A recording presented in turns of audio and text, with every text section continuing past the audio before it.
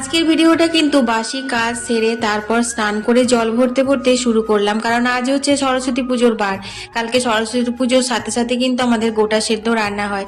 সেই ভোগের জলটা আগে নিয়ে নিলাম, তারপর শুনতে পেলাম রাস্তায় এসেছে হরেক মাল বিক্রি করতে।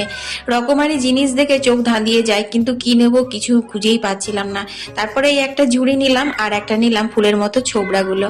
তারপর চলে গেলাম বাগানে, বাগানে পান নিয়ে এলাম, কারণ আজকে সরস্বতীর বাড়ির সাথে কিন্তু লক্ষ্মী পুজো মানে বৃহস্পতিবার, তার জন্য মা পুজো করবে।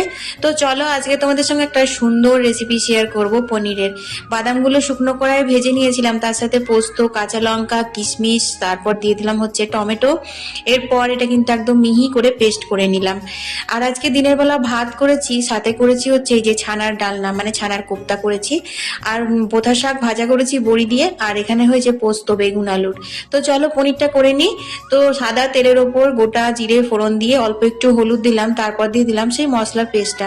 নাড়িয়ে চাড়িয়ে তেল ছেড়ে এসেছে, তখন দিলাম সেদ্ধ করে রাখা মটরশুঁটিটা। তারপর আবারও একটু নাড়িয়ে চাড়িয়ে পনিরগুলো দিয়ে দিলাম। পনিরগুলো কিন্তু ভাজিনি, কাঁচাই দিলাম। তারপর দিয়ে দিলাম স্বাদ মতো নুন আর অল্প একটু মিষ্টি। তারপর একটু ভালো করে কষিয়ে নিলাম। দেখো সুন্দর তেল ছেড়ে এসেছে। এরপর কিন্তু আমি অল্প একটু জল দিয়েছিলাম। তারপর এখানে দিয়ে দিলাম হচ্ছে গরম মশলার গুঁড়ো।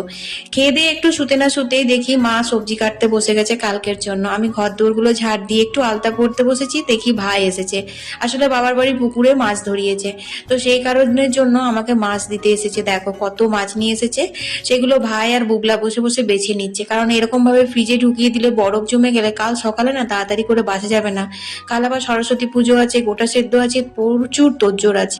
এখানে দেখো রাত হয়ে গেছে, আমি সরস্বতী পেতেছি, তারপর সরস্বতী ঘরে আলপনা দিয়েছি।